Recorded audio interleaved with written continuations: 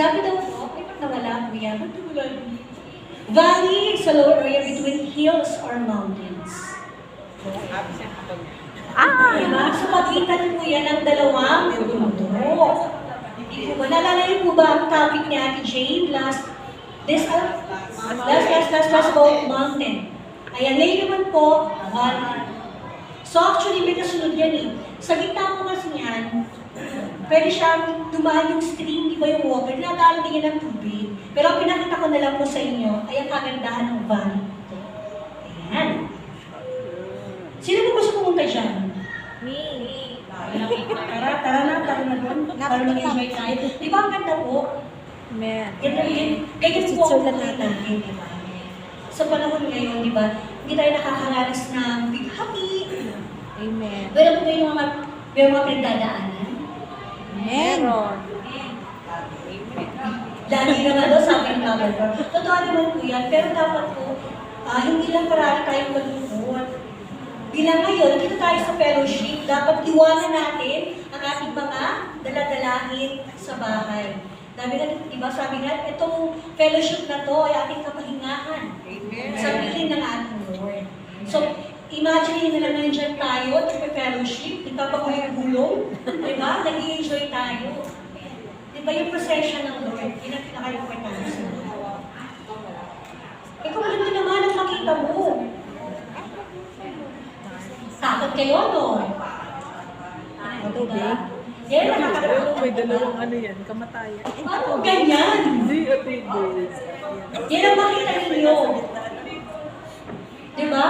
Sino hindi matatakot dyan? For example, nasa valley ka, tapos ganyan, maglalakad ka. Between sa dalawang mountain, tapos ganyan ang makikita mo. Di ba matatakot ka? Yan yung ating nadadalahin minsan, di ba? Nakakalimutan natin na magpasalamat doon sa yung binibigay sa atin ng Lord. Kasi nakikita lang natin ay yung kapangitan ng mga nangyayari sa atin. Pero, di ba, at the back of that, kapag hinimay-himay mo yung kabutihan ng Lord sa atin, nakakalimutan kasi natin yung kabutihan niya. Sabi nga kapag nagkasala ka di ba? Kahit pa anong ginawa mong kabutihan, magkasala ka lang ng isa, murado na lahat ng kabutihan ginawa mo. Bakit po kaya ganun tayo? Kahit pa napakabuti mo, ayoko umiyak, mamaya na lang, deserve ko yun. Kahit pa anong buti mo, lahat ginawa mo, alam mo yun, pero hindi pala sapat. Makikita pa rin, magkamali ka lang ng isa. Makikita yun, murado lahat ng kabutihan mo ginawa mo. Ayan. Kaya po ang topic natin ngayon is deepest love through the darkest valley. Natin mararamdaman yung kabutihan ng Lord despite ng ating mga pinagdadaanan. Actually po, kasi yung nakalagay sa ano is deepest love through the deepest valley. Lalo lang po, it's darkest valley. Ayan. So, sa buhay po natin, alam ko naman po na hindi lang ako nakakaranas ng mga bighati. Eh, syempre po, di ba, sa buhay natin, bilang tayo tao lang naman tayo, hindi naman tayo perfecto eh. Nagkakasala, di ba? Kahit sabihin mo nakangiti si Ate Chris, pero deep inside niya may nararamdaman. Kahit si Mama Jeannie, nag-cellphone lang habang nag-message ako. Yung ganon. At alam niyo po ba, ngayon ko lang sasabihin ito, it's my second time na mag-word. At dito, kasi yung unang word ko dun sa loob pa, sabi ko, sana maulit na lang ulit sa loob. Kasi maliit lang dun. Pero sabi ng Lord, yung comfort zone natin, tanggalin natin yan. Need natin na lumabas sa comfort zone natin. Yun po, alam niyo po ngayon ko na-appreciate, actually twice na, kung gaano kahirap mag-word. Totoo lang po. Kaya po talagang minsan nakakonsensya ako pag yung may nag-word dito sa nagkikismisan lang. Totoo po. Mahirap pong gumawa ng word kasi yung leading ng Holy Spirit ang hinintay natin. Ako po, struggle ako niyan. Isang linggo, wala akong word. Sabi ko, Lord, word ko sa Saturday, wala pa bang leading ng Holy Spirit sa akin? Talagang empty. Wala talaga po. Kahit magbasa ka, empty talaga. Talaga palang hindi mo po pwedeng sabihin na kahit magalit ka. No, wala po yan sa mata ng Panginoong Diyos. Kasi, lagi sinasabi na rin, dati sabi ko, kayang-kaya kong mag-work kasi teacher ako eh. Naaral ko na yan dati. Kayang-kaya ko yung mga ganyan, pero hindi pala. Kahit hindi ka nakatapos ka, kapag ang liling ng Holy Spirit ang namutawi sa'yo, talagang tuloy-tuloy yan. And praise ka talaga. Alam niyo po, ang dami kong testimony na kasama ko dito sa lesson ko yan. Kahapon po, gusto ko nang gumibab. Sobrang pagod ko sa trabaho ko. Totoo po ito, nanginginig na ako sa sakyan. Talagang, namamanhid ang pa kamay ko. Sabi ko, meron kasi kami carpooling, so sabi ko, gusto ko sumigaw kasi ang sakit ng dibdib. Kasi aircon, so kulong walang, unlike pag jeep, di ba, open. Talagang gusto kong sumigaw, gusto kong sabihin na ihatid niyo ako sa hospital. Kasi talagang ang dibdib ko, grabe, hindi ko talaga alam yung nararamdaman ko kahapon. Talagang dasal ako ng dasal, sabi ko, Lord, parating mo muna ako sa bahay. Kasi talagang, sabi ko, Lord, wag mo na ngayon. Kasi parang feeling ko gano'n na eh. Talagang grabe yung nararamdaman ko, nanginginig talaga siya. Sabi ko, Lord, wag mo na po. Tapos talagang nakarating ako yun. Hinihintay po ako ni Aaron, ng asawa ko dun sa may langkaan. Sinabi ko sa kanya yun, sabi niya, kasi nga daw stress ako. Totoo naman po yun. Stress ako sa opisina, stress ako sa tao kasama ko sa opisina, stress din ako kasi mag-word ako. Wala pa akong word. Sabi ni Aaron sa akin, Mami, matulog ka muna. Ipahinga mo yan. Sabi ko, naku, wala ba akong nagagawa? Anong gagawin ko? Sabi niya, matulog ka muna. So natulog po ako hanggang 9:30. Doon lang po ako nagsimulang mag-aaral. 9:30 ng gabi hanggang madaling araw. Pero praise God, grabe talaga ang leading ng Holy Spirit. Kapag nagpasakop ka sa Kanya, tuloy-tuloy po. At isa pa pinapasalamat ko, nandiyan yung anak ko. Hindi naman po ako teki. Siya talaga ang gumawa niya. Talagang ginawa niya yan. Ako lang yung word. Siya talaga nag-ano niyan. Sabi ko, grabe ka, Lord. Kasi last week, hindi siya nakauwi. Pero ngayon, talagang inayos ng Panginoong Diyos yung pag-word ko. Hindi ko talaga parang, ano lang, nahihirapan ka, anak. Gusto ko lang iparanas sa'yo na andito ako. Amen. Hindi ka magaling. Ako ang magaling. Amen. And of course, hindi lang tayo nakakaranas ng trials and troubles. Even sa Bible, may mga tao, even na sila ay popular na, alam natin na sila ay ginagamit ng Lord, pero nakaranas din po sila ng mga trials. Ayan. Kailan si Job, di ba? Famous yan sa Bible. Amen. A wealthy man living in the land called Uz, with a large family and excessive flocks. He is blameless and upright, always careful in doing evil. Alam natin mayaman siya, di ba? Mayaman, malaki ang pamilya. Talaga masasabi mo na kilala siya. Pero despite of that, di ba? Tines siya ng Lord eh. Di po ba? Talagang grabe yan. Hindi mo pala pwedeng sabihin na powerful ka. Kaya nga minsan nalulungkot ako doon sa mga tao na ginagamit yung pera. Diba? Hindi niya nakikita. Sabi ko, lalo mo na yan, alam ko naman na hindi pa ngayon, sa Judgment Day. Sabi ko, bakit ganun sila? Parang unfair. Kahit anong pagkabuti mo, ito lang ang nakukuha mo. Pero bakit yung mga masama, ang bilis lang, meron agad sila. Diba? Parang pag sa mga palabas, diba? Sa huli, wagi pa rin yung mga mabubuti. Amen. Okay? Yan. Trials, ito yung mga trial experience nila. God allowed Satan to test Job. Job. Job ba? Job. Job. Teacher ako, di ba? Job pala. Loss of his possessions, his children and family, and finished with his own. Even yung kanyang health, di ba? Lahat talaga, unti-unti mo, tinanggal.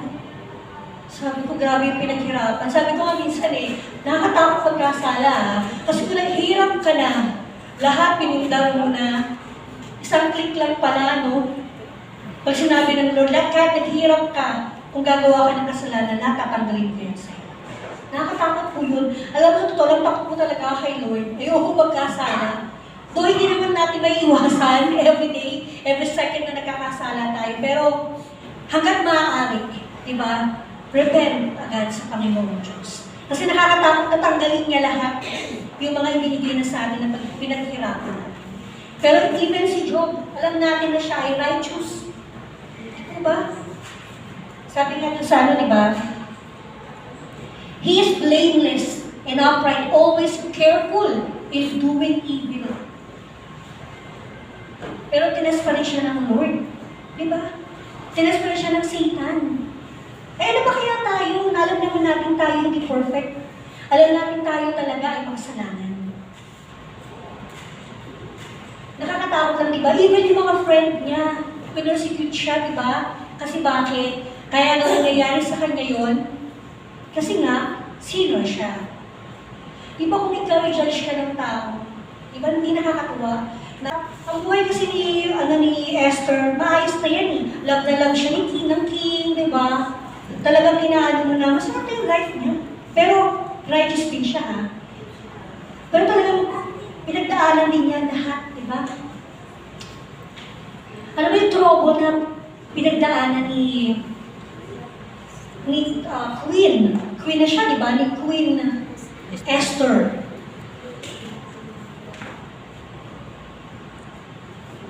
Ito, si Haman. Chuchu yan eh. Diba? Lagyan sa buhay natin. Mga pabida, Jollibee. Maraming ganyan sa buhay natin. Alam mo yun na, ikaw maayos ka naman. Hindi ka man nagbibida-bida eh. Gusto mo lang talaga tama ka. Pero meron talaga yung mga pabida. Hindi mawawala yan eh, no? Yun yung ginawa niya. Kinausap niya, di ba? Kinausap niya ang king para patayin ang lahat ng mga Jewish people. Eh kaya lang kasi, nagtago, kasi nga, di ba, si Esther ay isa siyang Jewish, di ba? Yung identity niya, tinago niya yun ng matagal. Pero sabi ni Mordecai, sabi ko nga, di ba, siya ang pinsan siya, di ba, ni Esther. Pinuntahan siya, nagpakaawa sa kanya. Natulungan, kausapin ang hari. Diba? Kasi papatayin silang lahat. Nagpakaawa siya. Pero, syempre, sa una, tumanggi si Esther kasi nga, ano bang kabayaran? Papatayin din siya eh. Bawal kasi makikipag-usap sa hari. Pero, naisip niya. At medyo na siya sa sinabi ni Mordecai na, kaya ka, pinakasalan o naging queen, may purpose ka para isalba mo ang mga kababayan. Amen. At siguro ganun din ang ginagawa sa akin ng Lord. Kaya hindi niya tanggalin ako sa PCSO. Kasi siguro may purpose talaga siya. Kasi ang tagal ko lang dinasal ito eh. Ayaw pa rin yung tanggalin. Sa buhay natin, sa mga ginagawa natin, may dahilan ng Panginoon Diyos. Bakit ka man sa ladies? Dahil gusto mo lang ba? O dahil napilit ka lang ba? Hindi kami men's. O dahil nandiyan lang yung mga kaibigan mo? Ba't ka ba nandito? Diba? Kasi may dahilan kung bakit ka nandito. Nagagamit ka. Amen. Nagagamit na testimonya ang buhay mo. Diba? Mga ate? Amen. Amen ba doon? Amen.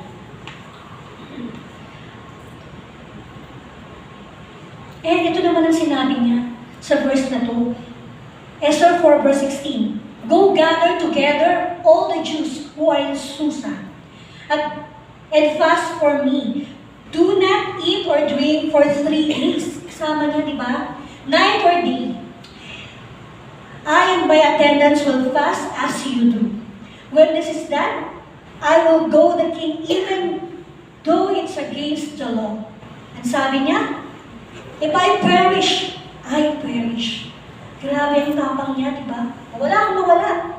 Sabi nga, di ba, sa paglilingkod sa Panginoon Diyos, patay ng patay. Amen. Ganun siya, di ba? So, kababae niya tao, wala ang tapang niya, no? Kaya niyo bang gawin yun? Pag sinabi sa inyo ng mga asawa ninyo, huwag ka munang mag-fellowship, nagala tayo. Ouch! Masaktan pala ako. Di ba? Totoo yan. Pero alam niyo po, may nakausap akong isang tao. Doon ako actually, matagal ko na namang alam kasi talaga sa totoo lang, mahal na mahal ko si Iyon. Doon talaga umiikot ang buhay ko. Sa asawa ko. Pag tumawag na to, alam niyo yan. Di totoo, honestly, mahal ko si Iyon. Kaya alam mo, nakausap ko ang tao nito. Parang, alam ko na naman talaga, kaya alam na nag-strike sa akin na hindi pwedeng ganyan. Sabi, because God is a jealous God. Gusto niya siya lang ang mahal.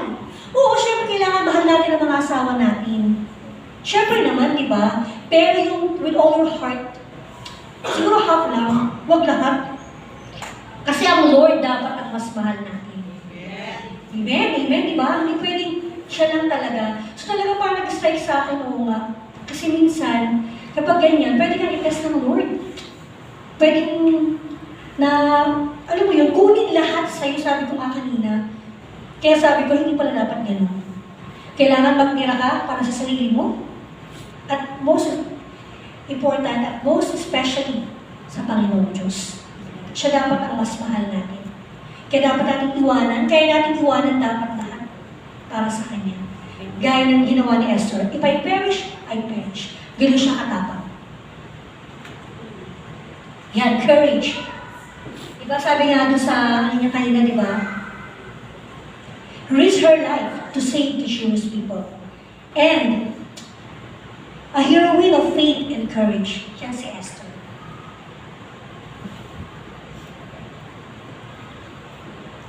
And number 4, si David. Si David po is a man after God's own heart. Grabe din ang pinagdaanan niya si David. Youngest out of the 7 sons of Jesse, from the tribe of Judah, a shepherd, alam naman natin yun. A giant slayer of Goliath, a warrior. Actually, marami pa na a characteristic ni David. Pero yan yung mga talagang, alam mo yun, ginamit talaga siya. Di ba kung isipin mo, ilang taon lang siya noon? Nang ginamit yung sling, di ba? Para patayin si Goliath sa pangkat doon. Siya, alam natin siya ay shepherd, di ba?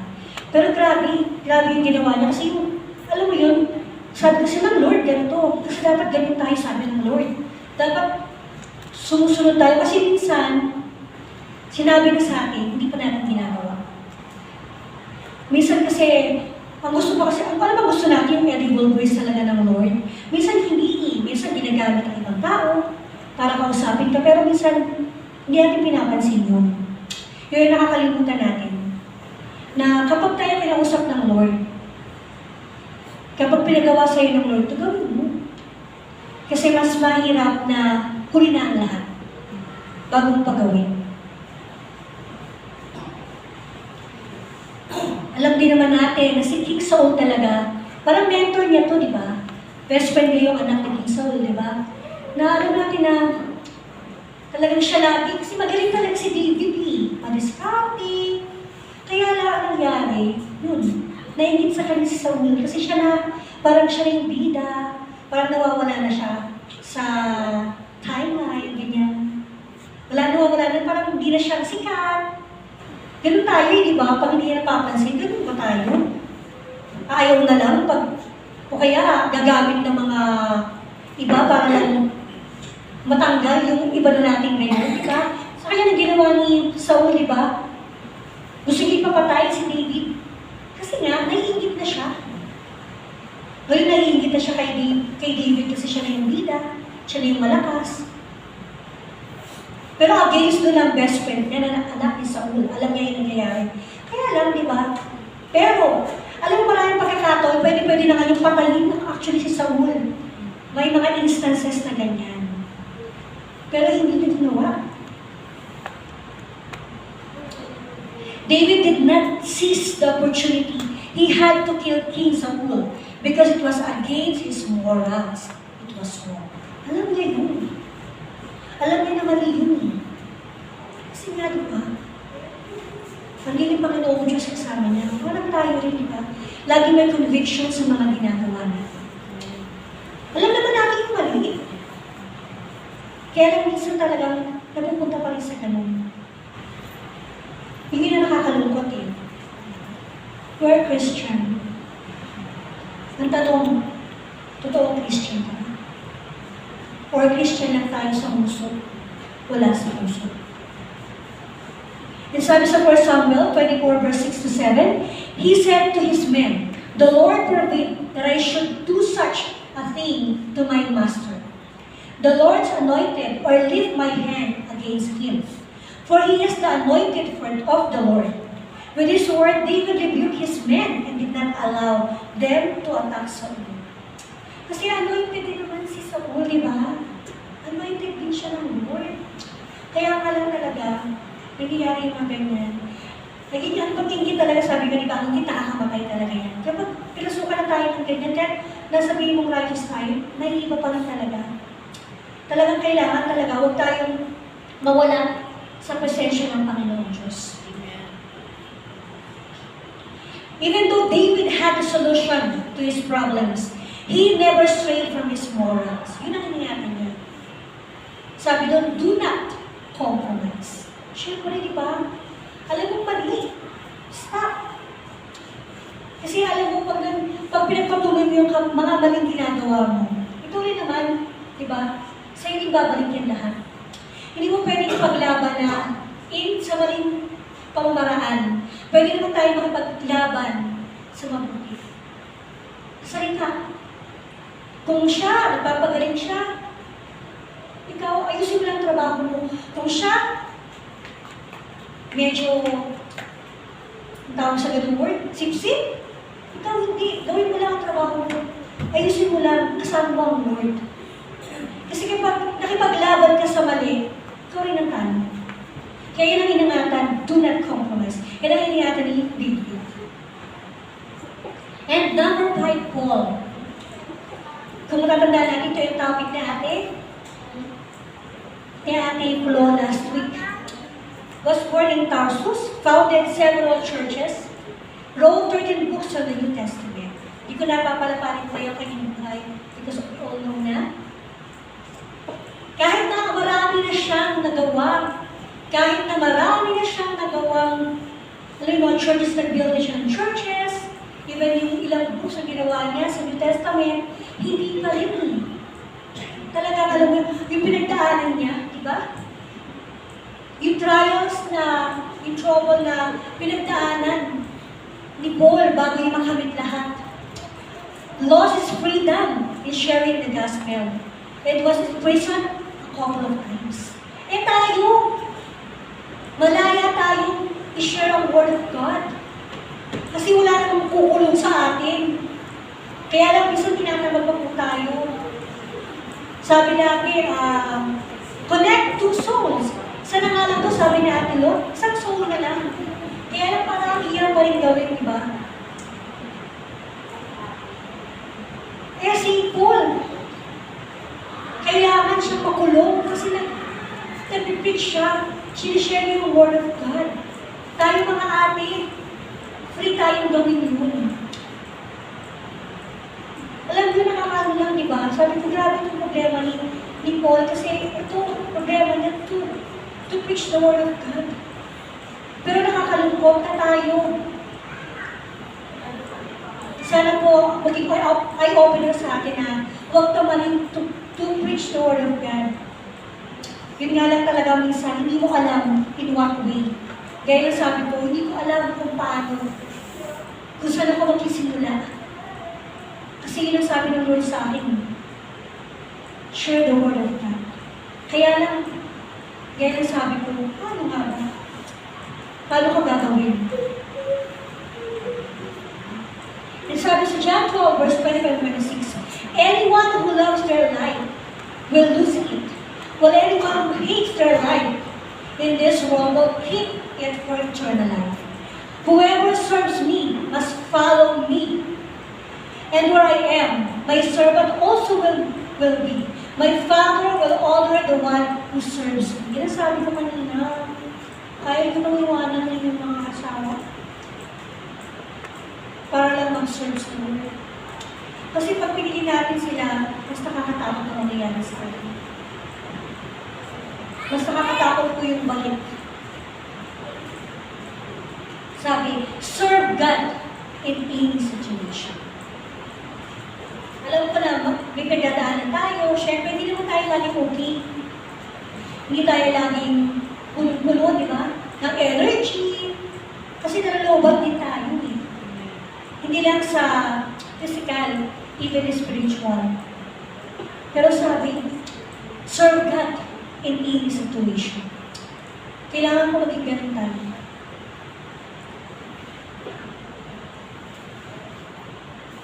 Yan. So kung magkasama-samahin po natin, so let us trust in God, ask for help through prayer, have courage, do not compromise, and serve God in any situation. Amen po ba doon? Amen. Palakpakan po natin ang word.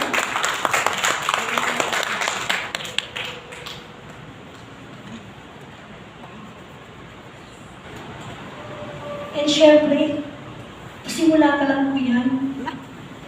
Kala nyo tapos na, no? Simula pa lang po. Thank you, Lord. And, syempre, ano ba yung topic natin? Darkest Valley, diba? Ito po ang aking verse for today. Psalm 23 verse 4. Even though I walk through the darkest valley, I will fear no evil. For you are with me. Your rod, your staff, they comfort me. Amen. Amen. Malalangkot sila kasi simula pa lang. Wala pa po tayo sa mas exciting part ng ating lesson. Amen. So, himay-himayin po natin yung word na ito. Sabi dyan, I walk through the darkest valley. Diba? Ito yung pinagdadaanan natin araw-araw, sabi nga niya, hindi naman, minsan-minsan lang, dumadaan tayo sa trials, sufferings.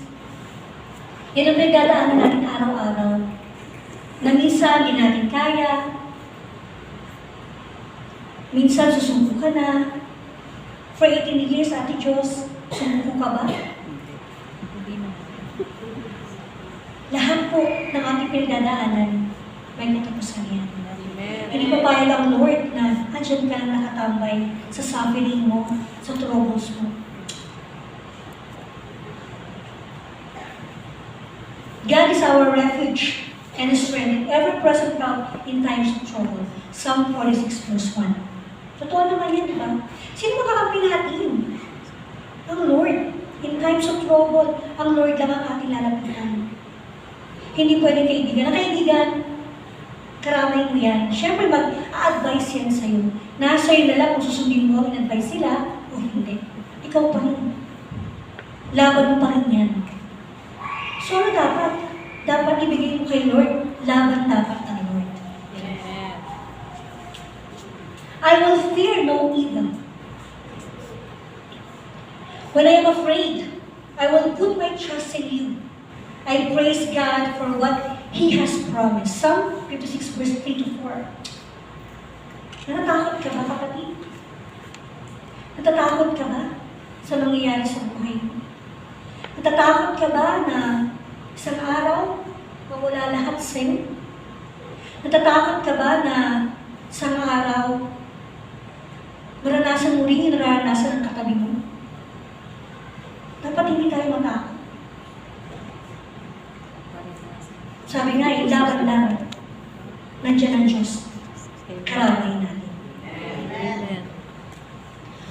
For you are with me. Sabi ng Lord yan. For you are with me.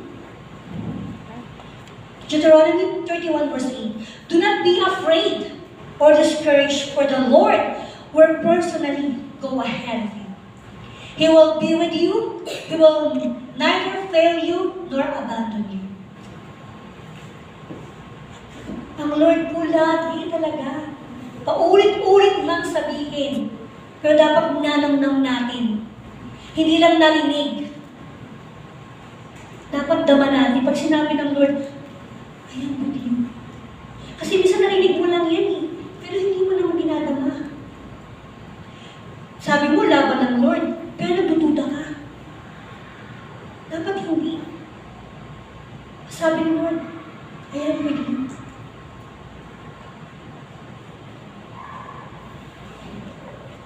And lastly, your rod and your staff, they comfort me. Ano po ba yung rod? The rod was a tool used by shepherd to protect her flock from predators. And the staff used to guide and direct the sheep along the right path. Grabe. Yan yung mga instrument na ginagamit ng mga shepherd sa kanyang mga sheep. Kaya hindi nang ginagamit ng Panginoong Diyos sa atin. They use instrument. Pwedeng tao. Pwedeng pangyayari. Para dalhin ka sa right path. Pwedeng bad experience. Di po ba? Yan ang ginagamit ng Lord sa atin. And the keywords and phrases, valley, fear no evil, God's presence, rod and staff. Akala nyo simpleng mga word lang yan. Pero may dating yan. Ito yung ginamit ng Panginoong Diyos.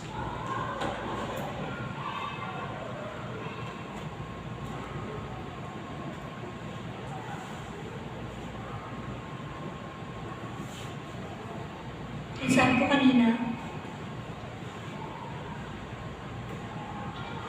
i-end ko ang aking word sa testimony ko.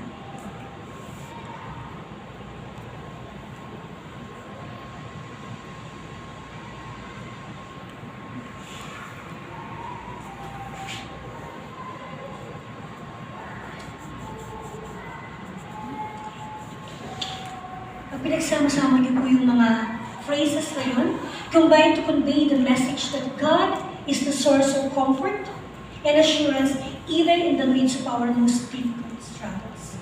Yun yung ginamit ng Lord. Marami ka pang pinagdaan ng trials. Dumaan ka man sa bighati, dark valley. Pero grabe ang Lord. Hindi ka niya iiwanan dyan lang. Gagamitin ka ng Lord. May dahilan ka.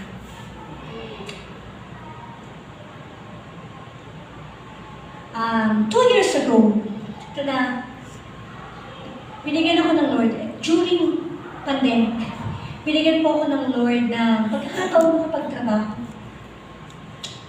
Hindi ko inaasahan sa pandemic siya eh. Eh, pangarap ko talaga yan. Nung mag-resign po ako bilang teacher, sabi ko sa asawa, magpasok mo ako sa PCSO. Kasi maganda ang benefits sa PCSO. Marami talaga benefits yun. May 200,000 para sa magulang mo. Medical yun. Marami. Actually, yun lang habol ko para sa magulang ko, hindi para sa sarili ko.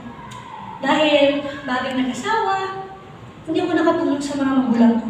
So sabi ko, ngayon ako tutulong kapag nakapasok ako dyan. Kasi yung 200,000 na yun, pang medicine nila, pang pa-check up, sa isang taong muni. Diba? So malaking bagay na. Tapos sabi ko, pinag-pray ko talaga yan. Sabi ko kasi kay Lord, ang gusto ko Lord, bigay mo sa akin trabaho, kung magkakatrabaho ko, 8 to 5 lang. Monday to Friday. Kasi ayoko mahati, ayoko mawala ang ministry. Talagang ayaw ko yan. Pinagkaloob sa akin ng Lord. Talagang sabi ko, yung darkest valley na yan, at the end of that, kapag nakalampas ka dyan, liwanag naman ang makikita mo. Amen. Eh, hindi ko po itinataas ang sarili ko. Tinataas ko po sa buhay ko ang kabutihan ng Panginoong Diyos. Amen. To God be the glory.